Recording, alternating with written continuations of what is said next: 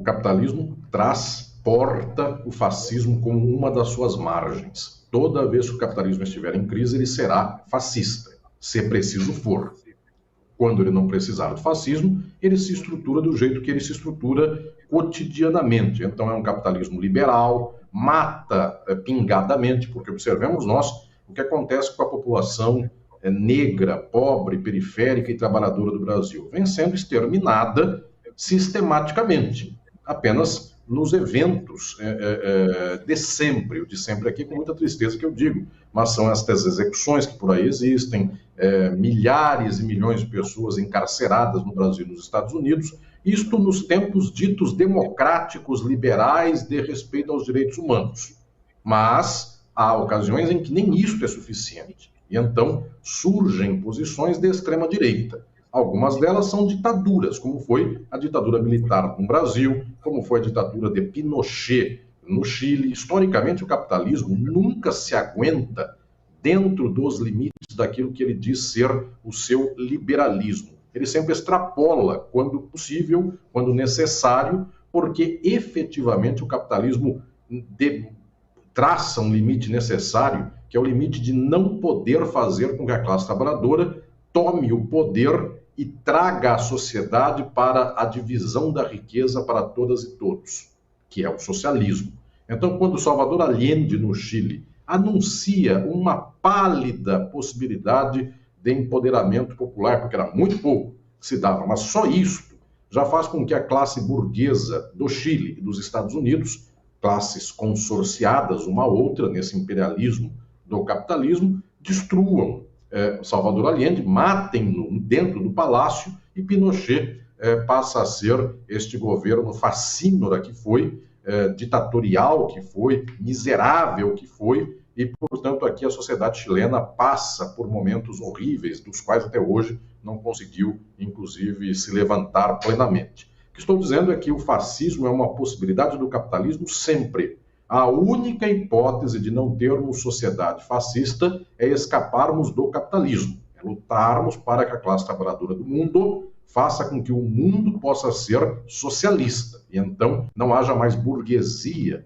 fazendo com que os pobres matem os pobres e o Estado e os pobres matem outros pobres e outros estados em favor desse 0,1% da humanidade. É preciso que os 99,9% da população do mundo tomem o poder do mundo nas mãos. E isso, então, impede que haja aqui uma organização de tipo fascista. Muito bem, o meu livro, Crítica do Fascismo, nele eu sistematizo e explico as possibilidades de interpretação sobre o fenômeno do fascismo e do nazismo. Como eles se dão? Por que eles ocorreram?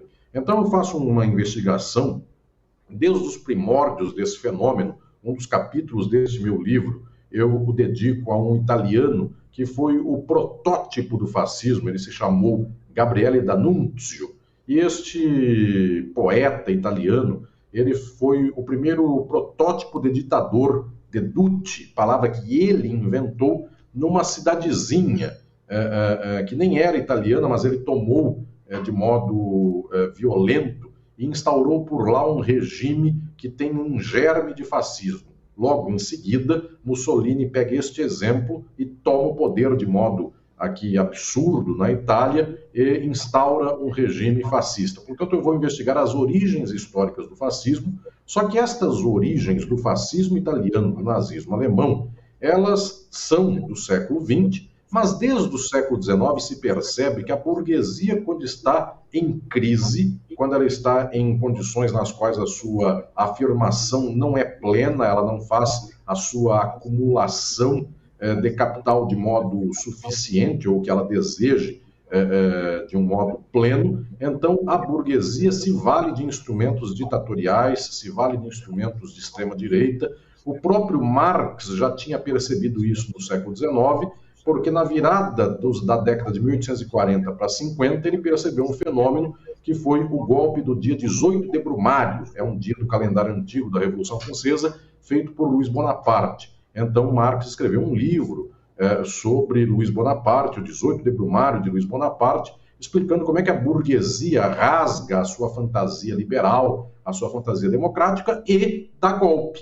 Isso já aconteceu no século XIX. No século XX, nós vimos movimentos, eventualmente, de outro calibre, de outra qualidade e de outra dimensão quantitativa, inclusive. Fascismo e nazismo não se comparam no regime de horror que estabeleceram com o que se deu no golpe de Luiz Bonaparte no dia 18 de Brumário. No entanto, são regimes também aqui expressivos, todos eles, desde aquele do século XIX até o século XX, de extrema-direita. E o século XXI, até agora nós não temos uma situação que tenha o calibre daquela de Hitler ou daquela de Mussolini. Então, nem Trump, nem a situação brasileira, nem algumas situações da Europa chegam a essa dimensão. Não chegam agora.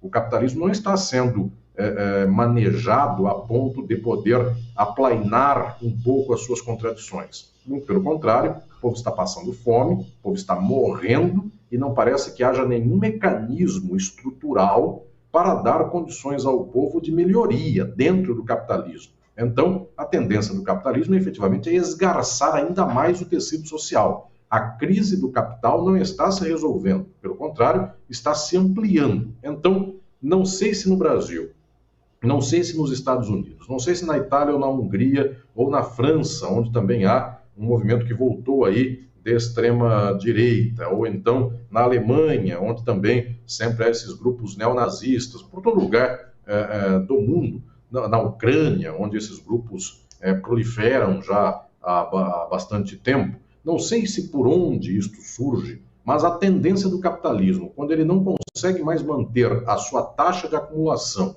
quando ele não consegue mais manter o domínio burguês como tal, e quando a crise perpassa o tecido social, e o povo vive muito mal, o povo vive desgraçadamente, a tendência é que nós cheguemos a uma situação na qual o capitalismo precise dos instrumentos da extrema-direita violenta para se afirmar. Então, o fundamental do meu livro Crítica do Fascismo é estudar a história, não para dizer que o atual momento seja igual. Por enquanto não é igual àquela morte de 6 milhões de judeus. Não se anuncia um quadro como esse hoje. Só que tem um dado aqui que eu quero lembrar a todas e todos.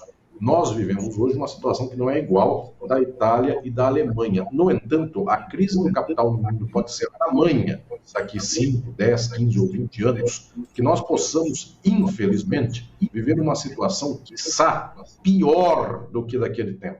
Então, por enquanto, não. Só que como nós estamos vivendo num regime de exploração, um regime de dominação, de opressões para a acumulação da burguesia, da classe burguesa mundial, nada impede de que esta crise, daqui a alguns anos, seja uma crise que venha a ser mundial e o resultado dessa tragédia seja tamanho que talvez possa ser até, infelizmente, pior do que aquele que se deu anteriormente. E aí, países como o Brasil e Estados Unidos, se ficam na toada que ficam nos dias de hoje, eles podem ser daqui a 100 anos os exemplos que o mundo vem a estudar dos países que deram início desta desgraça de um certo fascismo do século XXI, como nós estamos estudando aqui hoje no Brasil, século XXI, a Alemanha e a Itália do século XX.